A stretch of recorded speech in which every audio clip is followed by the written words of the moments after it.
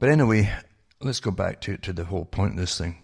China is often blamed for so many things, including the way they manage their people. But don't forget that a lot of the management techniques were written out before China, modern China, even communist China became communist. The techniques were written out by the socialists in the West long before that. How, if only they had the power, this is what they would have given all of us back then. Don't forget that. The Fabian Society, the George Bernard Shaw types that in the 1920s talked about bringing in a system of mandatory socialism, and you would have to prove to your masters why they should allow you to stay alive. What would you do for their state, you see? Because that's the function of it, always to serve the state, serve the state, serve the state. Don't forget that. And so these characters were pushing for that and writing volumes about it and techniques to do it, and even experimentation again on implementation and studying it on other peoples before China adopted it. The elite of the world have always studied techniques of mass control. Always.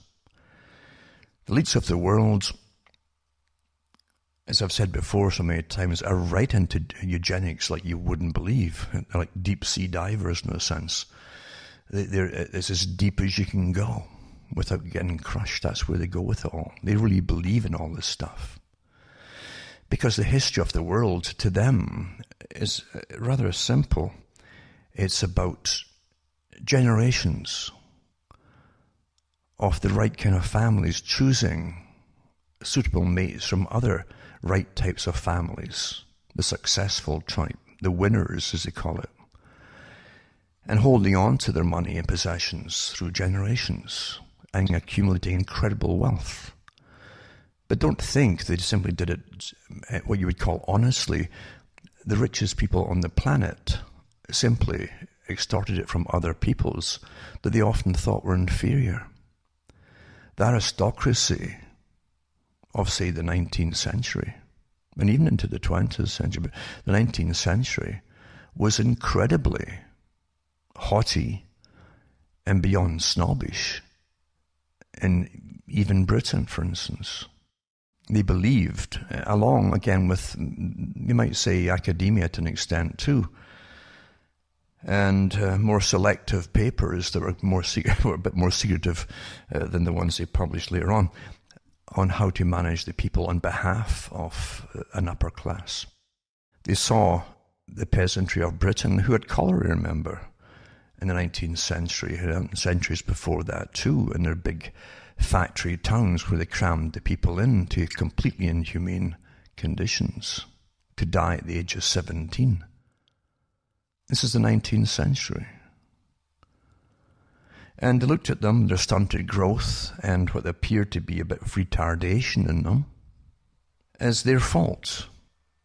They were the losers in the game of life, from bad genetics, from bad stock, and so it never occurred to them actually in those days. And the Galtons, the Darwins, and the rest of them all chatted quite openly about this in their Royal Society, which they set up with the beehive as their first project, a symbol of the perfect society. But they saw the people as defective in a sense, defective genes. It didn't occur to them that the conditions they lived in with malnourishment and terrible hygiene was the cause of their stunted growth, their physical ailments, their short stature, because they didn't grow very tall, their short lives, and the fact they couldn't beat off common illnesses or diseases because their immune system was shot because of malnutrition and malnourishment, etc. Didn't occur to them. It's much easier to blame the creatures, or let's be honest here, the animals. That's how they saw the people, and many of them discussed it and said it this way too, by the way. Often it's an unfortunate superior racial thing when they call their folk animals, and that also happened in Britain to a lot of the people who worked in the factories. So therefore, you can get symbiosis between different peoples against the ordinary people who are suffering and doing all the terrible work to make their betters richer. And the people also were pulled out of the rut occasionally, dressed up in the first decent clothes they'd ever had, and sent off to wars to fight for the system, given a wee bit of respect while they were fighting if they lived long enough, and came back with a superior stature, you might say, than the peasantry they'd left behind. So there's definitely a system, again, which works for behalf of the elite. All young guys are very prone to get picked up by the military boys and used for all the wrong reasons. And never figure out, if they survived, that they've been used, often to subjugate other peoples across the planet. But they're taught to feel proud of it, and for the first time in their lives, they feel there's a purpose to something. And the purpose is to do the fighting for those who own and control what you think is your country. Simple, isn't it, really? But we live in an abuse system. I've always said this. It's an abuse system. It's based on abuse. And today, I'd say that more than ever, it's an abusive system, even though its techniques are more psychological. But it's still all pervasive. It's around you everywhere. Everything you look at, for every bad training you get, all your entertainment, every newscast you hear from the big boys, television or radio, is so managed. Some in countries more incredibly so than others. It's very blatant. It's worse than way worse than the old Soviet Union radio used to be. Way worse than that. And I know way more about it too. I've studied it intensely, but I won't go into it in detail here. But the thing is, most folk will never figure this out. With incredible boasting about the system that would come into play, which we're in, with the incredible releases of information and articles from science and so on, telling you how far they've got with eugenics, for instance. Bits and bytes that go through most folks' heads, if at all, without even temporarily sticking on the way in and out. Because again, they're overloaded with data and information. Most of it, as I say, is irrelevant. But from the old talks I used to give about eugenics, and give you examples of movies that had it in it, for instance, like Gattaca, and many others, of course.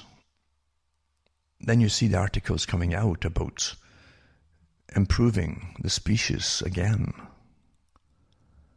by taking out the bad genes, the defective genes, as they call it, and putting in the right genes, which is in the movie too, but there's articles there. I'll put some up tonight, some of the links up tonight about tampering and altering the genetics of society, all for the common good, you understand. Which by that they mean making it easier to control a generation born that way, and conceived and altered that way, into a brave new world. So they can serve better the elite, who won't need as much management then once they've put all the rebellious genes that you might have, or even the inquisitive genes you might have. Just remove them out of the way and try and keep you still functional and productive on behalf of your owners, and things perhaps will be okay. If you look at the history, as I say, of the world, and how every country that was what was called imperialist would go out to create its empire by using generally the poor folk from the countries as cannon fodder, but they'd also often recruit people within those countries who also had nothing and gave them the uniform so they could subjugate their own people.